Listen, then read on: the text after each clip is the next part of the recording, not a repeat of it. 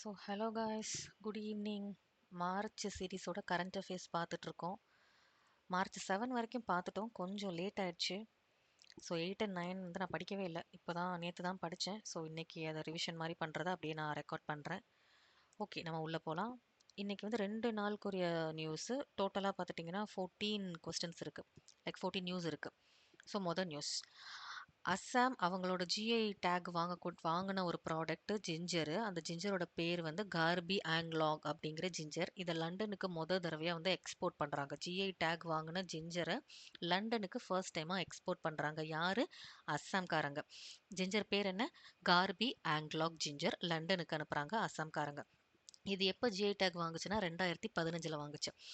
Static என்னது? ஒவ்வொரு 10 வருஷத்துக்கும் renewal பண்ணணும் இந்த ஜிஐ டேக். ஒரு தடவை வாங்கிட்டு அவ்வளோதான் அப்படின்னு கிடையாது, ரினியூ பண்ணிகிட்டே இருக்கணும். 10 இயர்ஸ் ஒன்ஸ் அப்படிங்கிறது ஸ்டாட்டிக் நியூஸ்.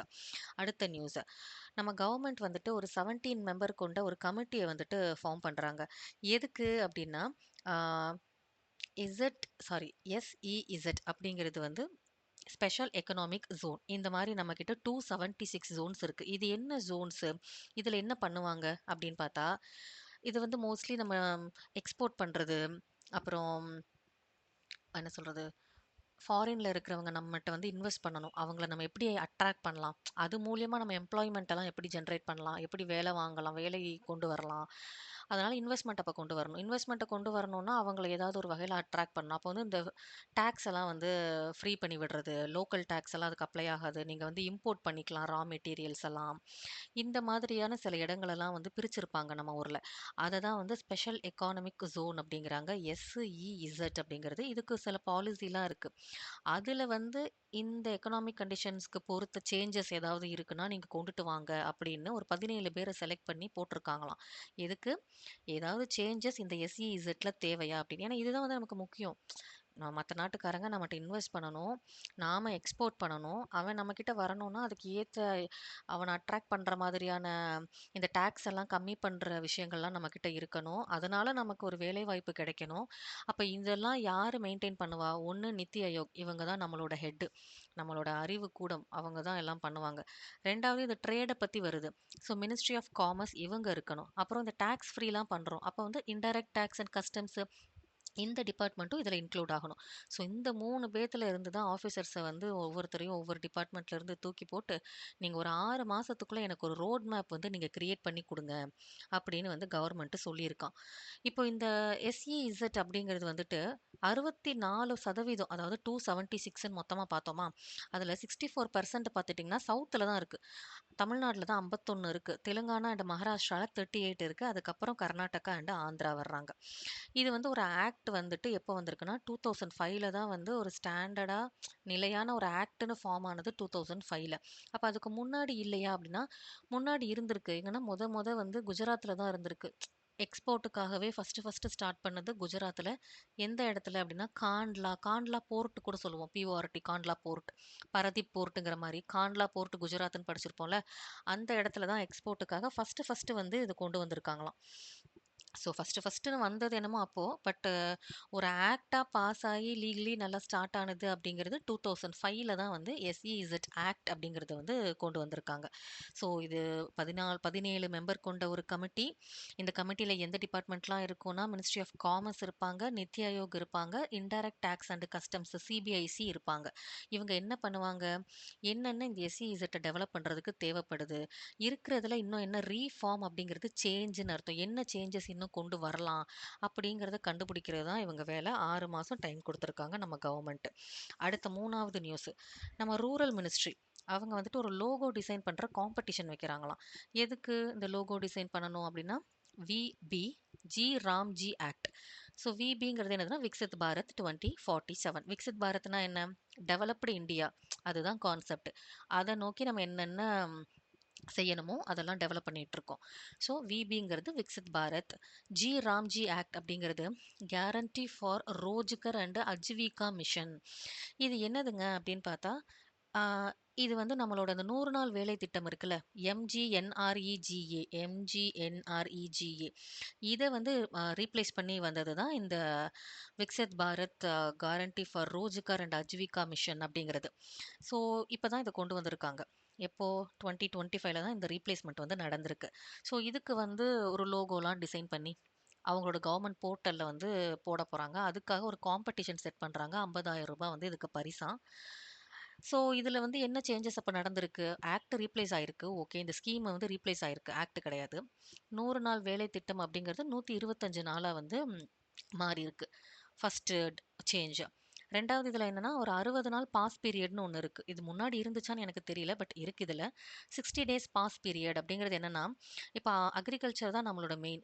அக்ரிகல்ச்சர்ல வந்து ஒரு பீக் சீசன் இருக்கும். அறுவடை பண்ற காலம், இல்லன்னா அந்த ஆ நாத்து நடுற காலம்னு ஒரு பீக் சீசன்ஸ் இருக்கும்.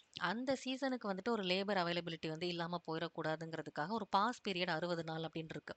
இந்த 60 நாள் அந்த 120 25 கூட சேருமான்னா கிடையாது. 125 அப்படிங்கிறது வந்துட்டு 365 டேஸ்ல 60 டேஸ கழிச்சுட்டு அந்த 125 டேஸ் அவங்களுக்கு கிடைக்கும். அதாவது 125 டேஸ் பிளஸ் 60 டேஸ்ன்னு வச்சுக்கோங்களேன். ஸோ அந்த மாதிரி தான் அந்த பாஸ் பீரியட் அப்படிங்கிறது ஒண்ணு இருக்கு. ஏன்னா, எல்லாருமே வந்து ஒரு மாரி நம்ம இதுக்கு வந்துட்டாங்கன்னா, அக்ரிகல்ச்சர் சைடு அந்த டைம்ல அதுக்கு லேபர்லாம் இல்லாம போயிறக்கூடாதுல்ல. நம்மளோட பேக் போனே அக்ரிகல்ச்சர் தானே. ஸோ அத நெனச்சு இந்த மாரி ஒரு பாஸ் பீரியட் அப்படிங்கிறதையும் இதுல கொண்டு வந்திருக்காங்க. ஸோ இந்த Mahatma Gandhi national rural development guarantee அப்படிங்கிறது 2005ல வந்துச்சு. கிட்டத்தட்ட 20 வருஷம் இருந்திருக்கு. 2025ல தான் இப்ப இதுக்கு பதிலா என்ன அதாவது இதுக்கு பதிலானா, இத இன்னும் கொஞ்சம் என்ஹான்ஸ் பண்ணி வேற பேர்ல, அதுதான் இந்த ரோஜ்கர் அண்ட் அஜீவிகா மிஷன். விக்சித் பாரத்காக அப்படின்னு மாத்திருக்காங்க. ராம்ஜி ஆக்ட் அப்படிங்கிறது 2025ல. இதுக்கு ஒரு லோகோ டிசைன் பண்றாங்க. அப்ப இதுல வேற என்ன சேஞ்ச் இருக்குன்னா, 100 நாள்ங்கிறது 125 நாளா மாறியிருக்கு. பிளஸ் ஒரு 60 நாள் வந்து அக்ரிகல்ச்சர்ல தேவைகள் இருக்கும் பட்சத்துல, அங்க நம்ம வந்து யூஸ் பண்ணிக்கலாம் பீப்பிள. மேனுவலான வொர்க்குக்கு அப்படிங்கிறது கத. அடுத்து ministry of defence. Ministry of defence வந்துட்டு ஆம், 2 விஷயம் வந்து பண்றாங்க. அந்த 2 விஷயத்துக்காக அவங்க அலாட் பண்ண காசு என்ன அப்படின்னா, 5083 crores 5083 crores. என்னது? ஹெலிகாப்டர்ஸ் வந்து அவங்க வாங்குறாங்க. அந்த ஹெலிகாப்டர்ஸ்க்கு கான்ட்ராக்ட் யார்ட்ட குடுத்துருக்காங்க?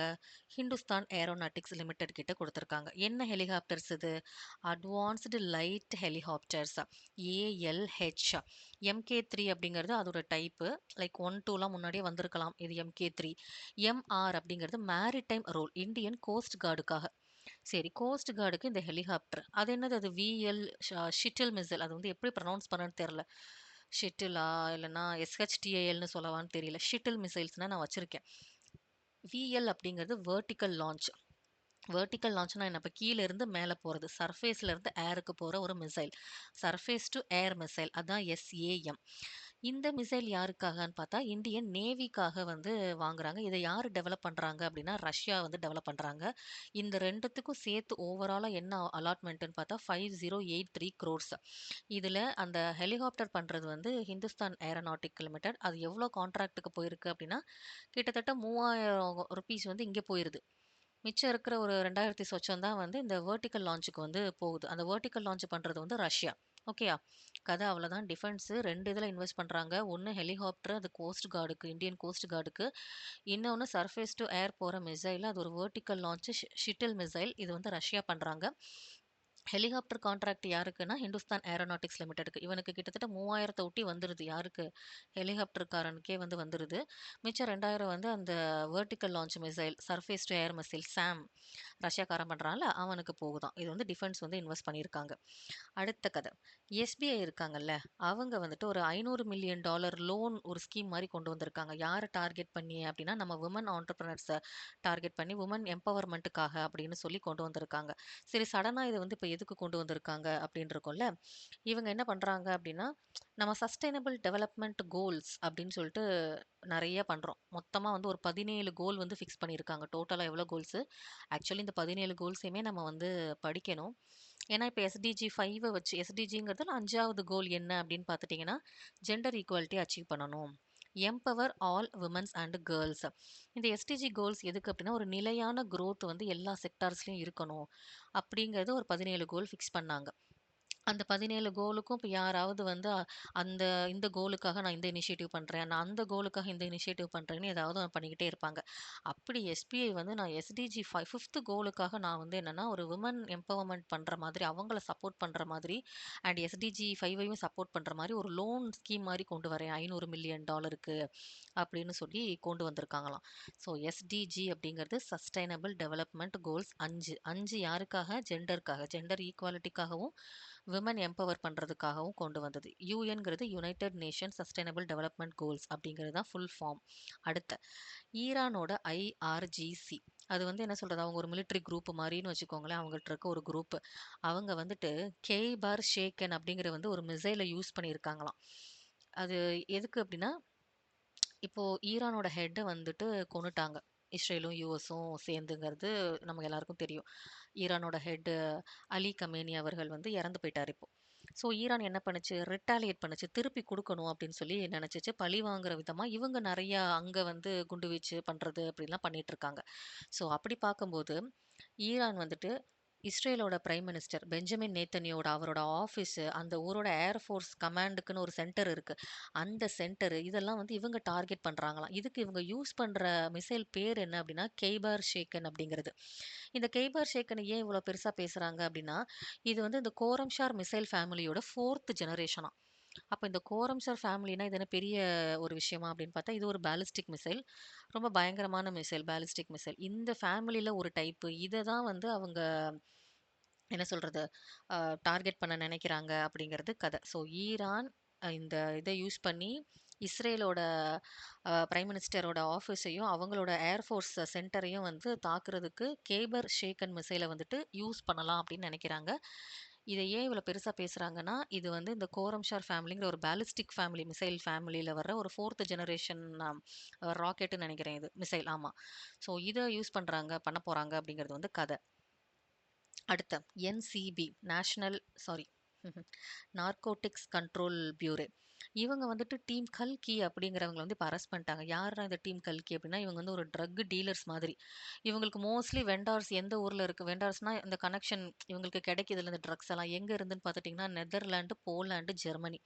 சரி அங்கேருந்தே வாங்கி இவன் எங்க தெரியுமா விக்கிறான்? மோஸ்ட்லி நம்ம சவுத் சைட்ல தான் வந்து விக்கிறான். என்ன சொல்றது? தமிழ்நாடு, தெலுங்கானா, கேரளா, கர்நாடகா இங்க தான் வந்து இது என்ன சொல்றது? ஈஸியா வந்து பாஸ் பண்றாங்களாம். ஆப்பரேஷன் அவங்களுக்கு அதிகமா இந்த ஊர்ல நம்ம சைடுல தான் வந்து நடக்குது போல இருக்கு. ஸோ இந்த குரூப்ப வந்துட்டு நம்ம நார்கோட்டிக்ஸ் கண்ட்ரோல் போர்டு வந்துட்டு பிடிச்சிட்டாங்க போல இருக்கு. அரெஸ்ட் பண்ணிட்டாங்க ரீசென்ட்டா. அடுத்த இன்டர்நேஷனல் வுமன்ஸ் டே. இதுக்காக வந்துட்டு ஒரு ஆஸ்மிதா லீக் அப்படின்னு ஒரு லீக் இருக்கு. இது எதுக்கு இந்த லீக் அப்படின்னா, ஒலிம்பிக்ல வந்துட்டு நம்ம விமனோட மெடல்ல வந்து நல்லா கொண்டு வரணும். அத பூஸ்ட் பண்ணணும் அப்படிங்கிற விதத்துல பண்ணக்கூடிய ஒரு விஷயம். ஆஷ்மிதா லீக். ஆக்சுவலி இந்த ஆஷ்மிதா லீக்ங்கிறது விஷயம் இல்ல. ஒரு அத்லெட் லீக் வந்து பண்ணாங்க. இன்டர்நேஷனல் விமென்ஸ் டேக்காக அத்லெட் லீக். இந்த லீக் எதுக்கு அண்டர் பண்றாங்கன்னா, ஆஷ்மிதா லீகுக்கு கீழ இந்த மாரி ஒரு லீக் அத்லெட் லீக்ன்னு ஒண்ணு கண்டக்ட் பண்றாங்க. விமென்ஸ் டேக்காக.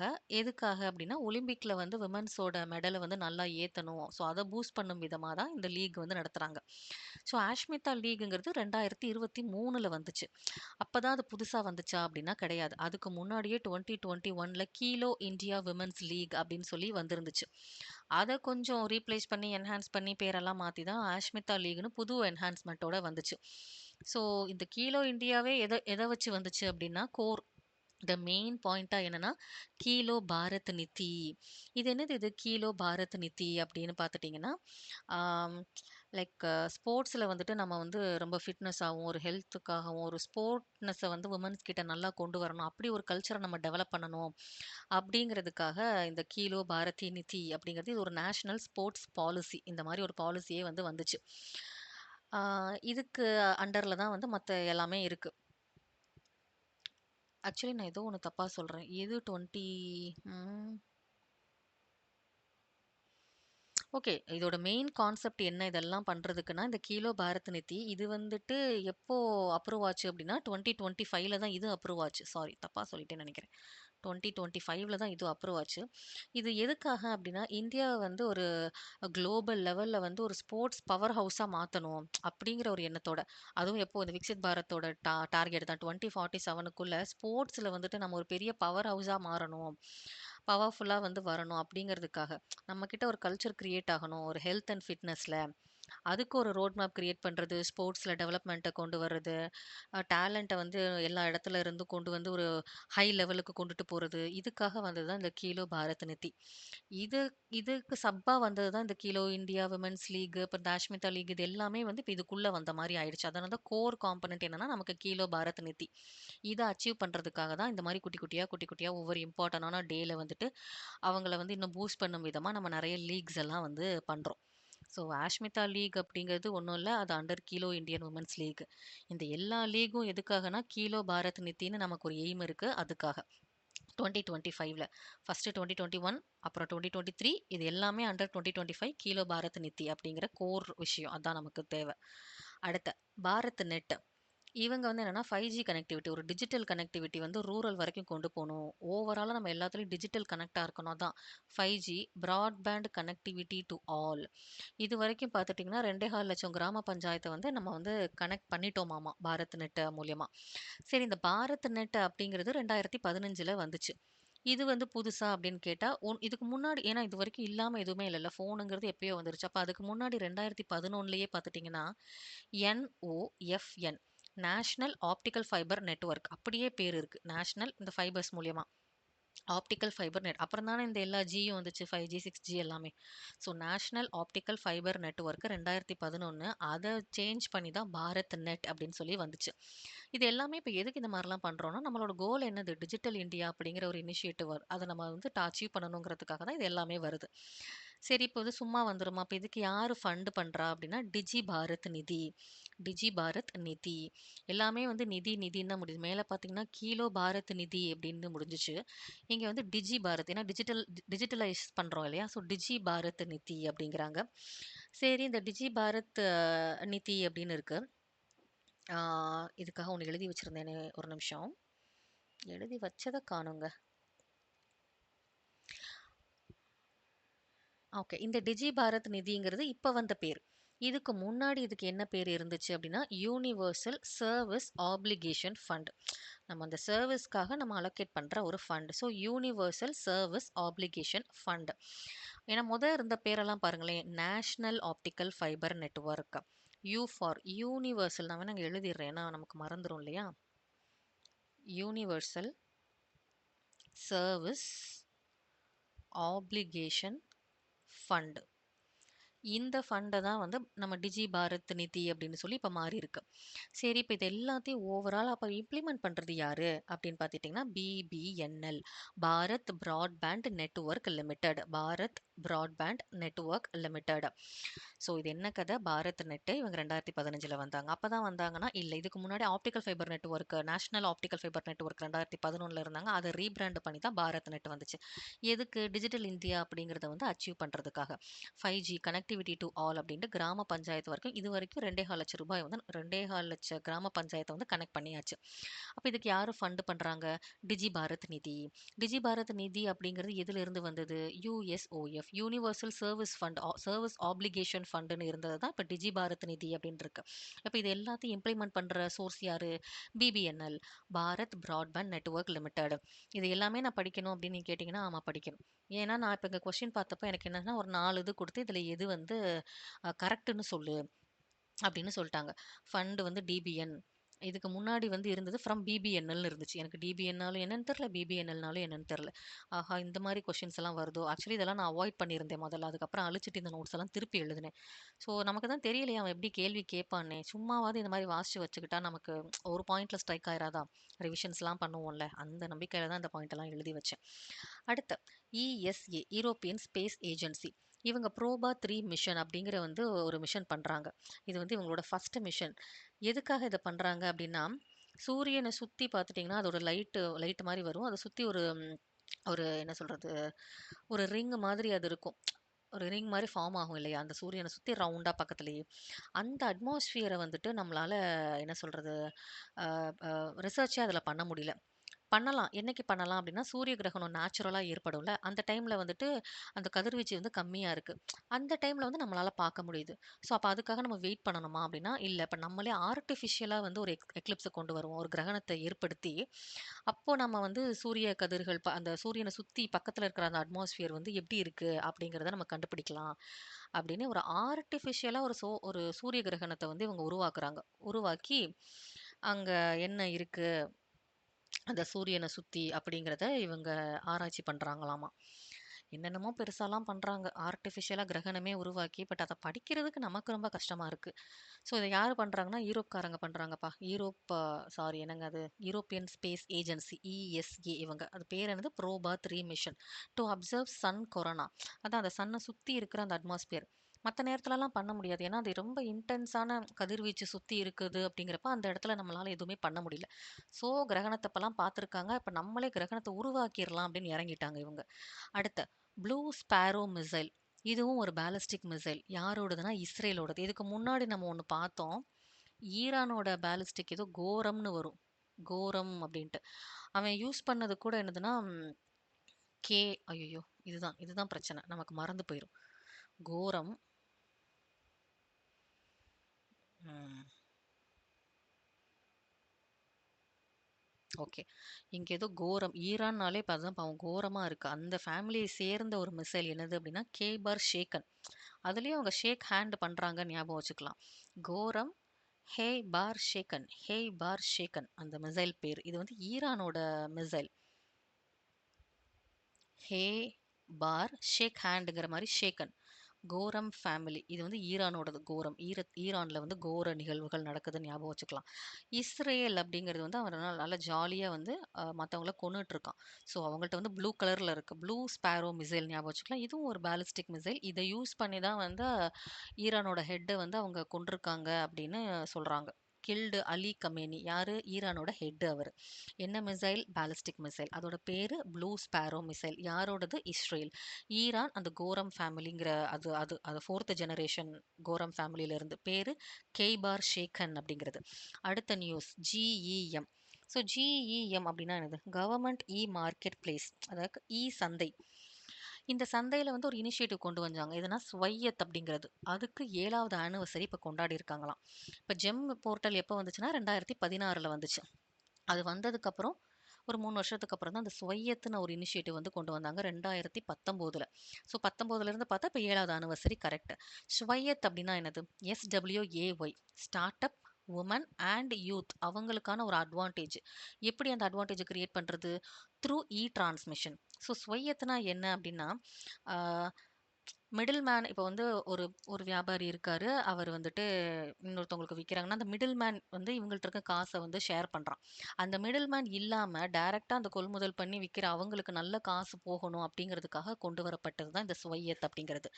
இது வந்து இந்த கவர்மெண்ட்டோட சந்தைக்கு கீழ எடுத்த ஒரு இனிஷியேட்டிவ் தான் இந்த ஸ்வையத் அப்படிங்கிறது. இதுக்கு 7வது ஆனிவர்சரி கொண்டாடியிருக்காங்க 2019. ஸ்வையத்னா என்னதுன்னா, ஸ்டார்ட் அப் புதுசா ஸ்டார்ட் பண்றவங்க, விமன் அப்புறம் யூத் இவங்களுக்கெல்லாம் அட்வான்டேஜ் கிரியேட் பண்றது எப்படின்னா, த்ரூ டிரான்ஸ்மிஷன்ஸ் அப்படிங்கிற டிஜிட்டலி வந்து கொண்டு வரணும்.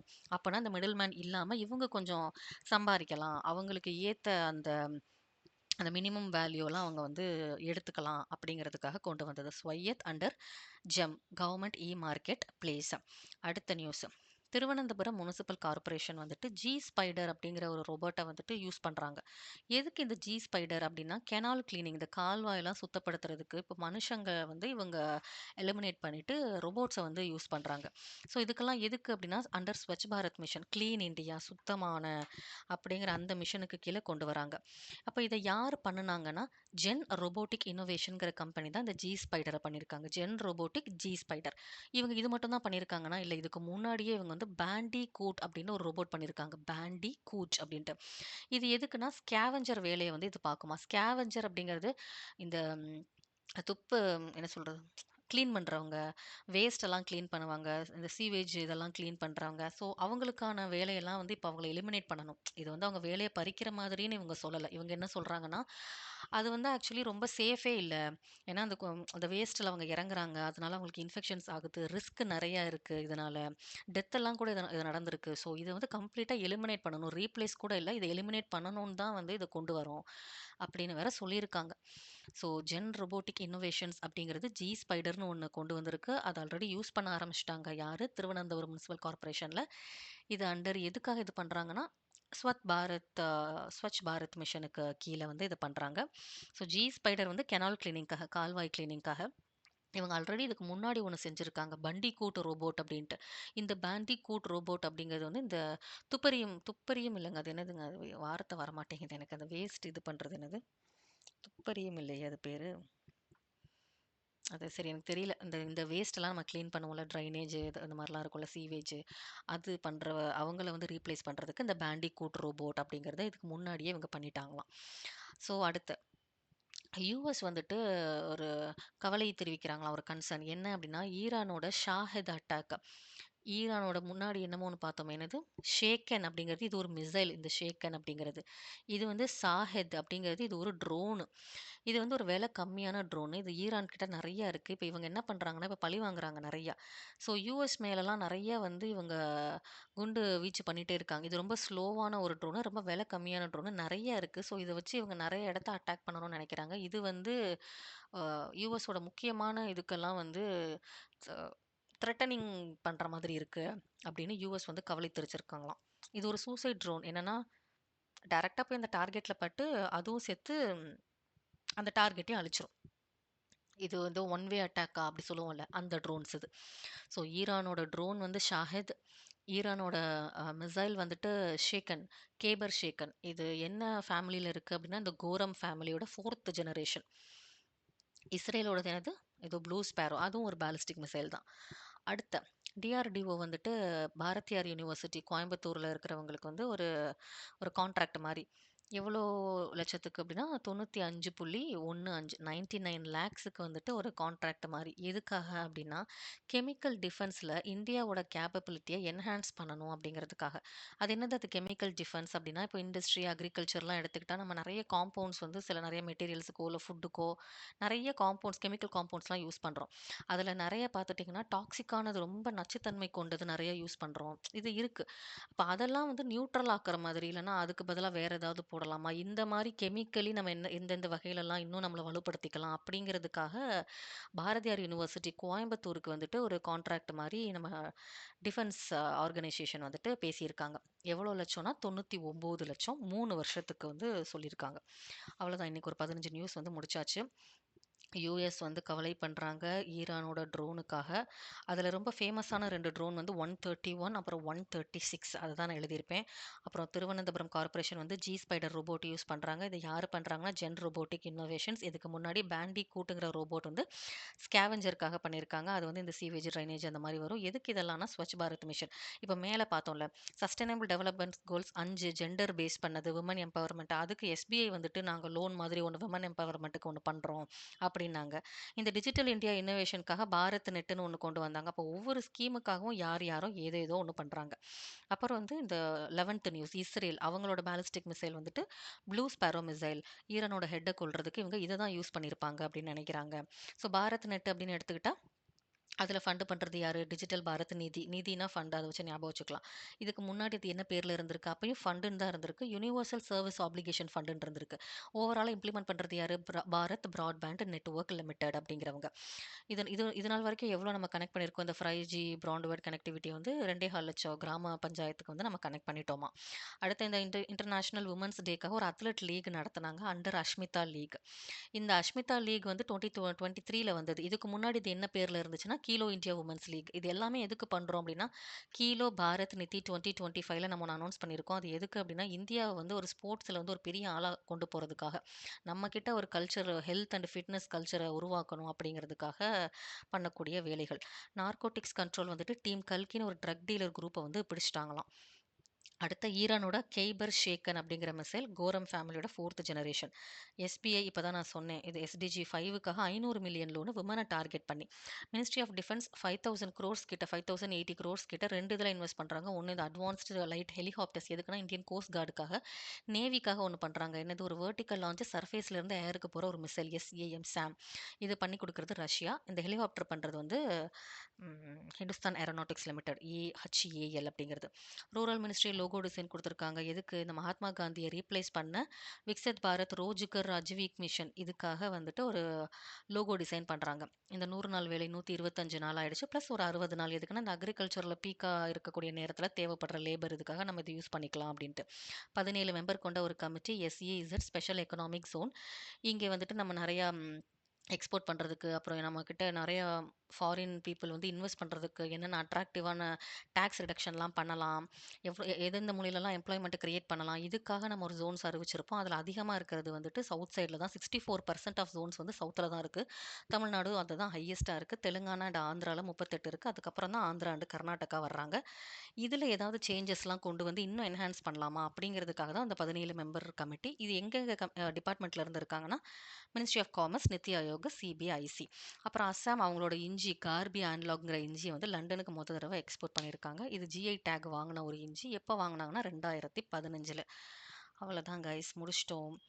இது எப்படி இருந்துச்சுன்னு சொல்லுங்கள். என்ன இம்ப்ரூவ் பண்ணலாம், என்ன இன்னும் லைக் கஷ்டமாக இருக்குது, என்னங்க இது போக மாட்டேங்குது, கஷ்டமாக இருக்குங்கிறத சொல்லுங்கள். என்னென்ன டெவலப் பண்ணலாம் அப்படிங்கிறதையும் சொல்லுங்கள். Thank you so much guys. Super. இது வந்து போக மாட்டேங்குதே, என்னங்க பேக் அடிக்க மாட்டேங்குது. வந்துருச்சு. Okay guys, thank you so much. Good night.